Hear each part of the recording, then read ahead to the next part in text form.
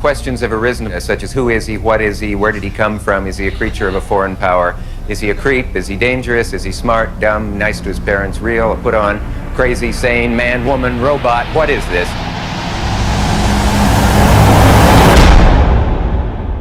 You are the only one to get access to the archive of Bowie estates. How it did happen, how they trusted you?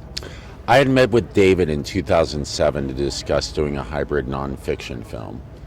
And the film would have required him to participate for like 50 days. And he really liked the pitch, but he was in semi-retirement, so the timing wasn't right on it.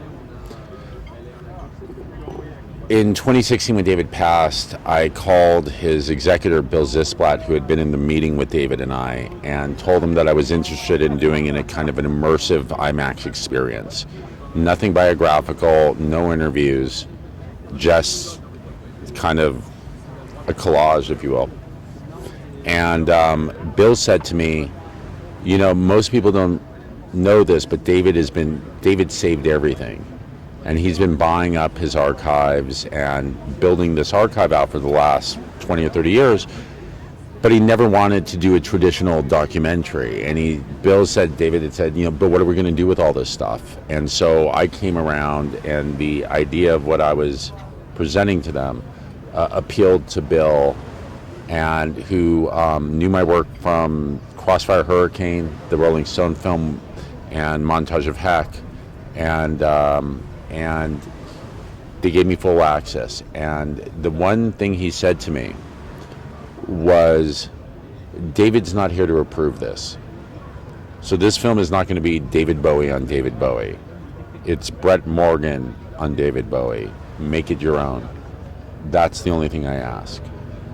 And so they then turned over pretty much the entire archive, which were 5 million assets.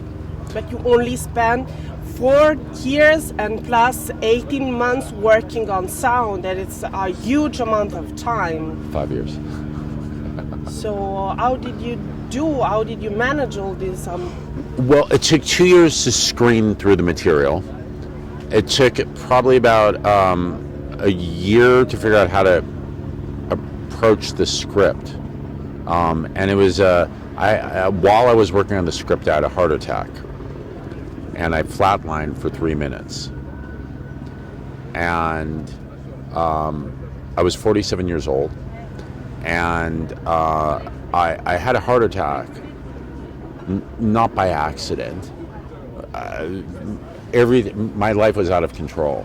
The way I had operated was everything was work. I worked 18 hours a day my whole life. And there was no balance in my life.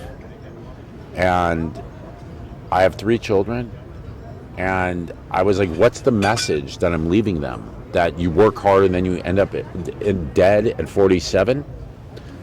And as I'm trying to figure out how to reclaim my own life, I'm listening to David, I'm experiencing David, and I realize that he's providing me a roadmap for how to live a fulfilled and satisfying life. And that I would have the opportunity in this film to leave a message for my children that they can use throughout their lifetime, that's invested with everything you really need to know, no matter what you do in life, to make the most of each day. All people, no matter who they are, all wish they'd appreciated life more. It's what you do in life that's important, not how much time you have, or what you wish you'd done.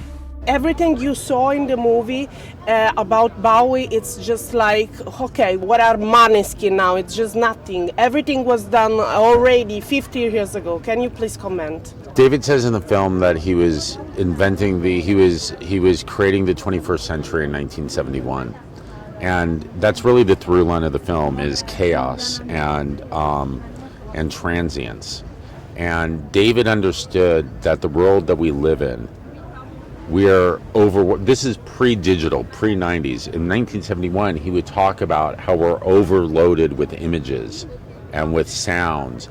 And he talks about how up until 300 years ago, society was agrarian. And how have our brains evolved in the last 300 years to process all of the information that comes at us? That's chaos. David was creating a soundtrack for the time we're living in. And so he really is just coming into his own now. We finally are catching up with him.